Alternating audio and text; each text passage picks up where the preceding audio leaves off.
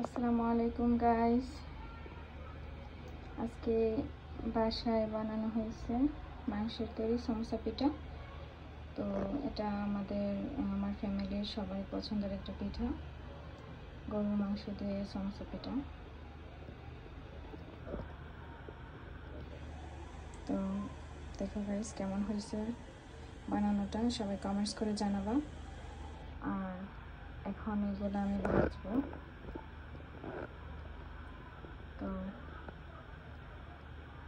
সবাই দেখো, কারোর খেতে ইচ্ছে করলে চলে আসো আমার বাসায়।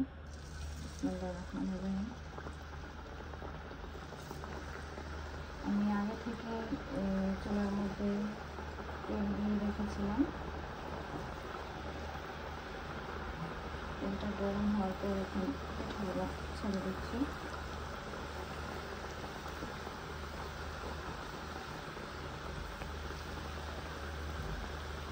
কিছুক্ষণের মধ্যে পিঠাগুলো হয়ে যাবে, ভালো হয়ে যাবে। তারপর আমরা সবাই খাবো একসাথে। তো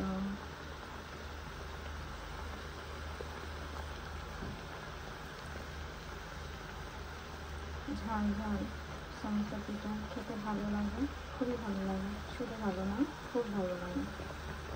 আমাদের ফ্যামিলির সবার পছন্দের পিঠা।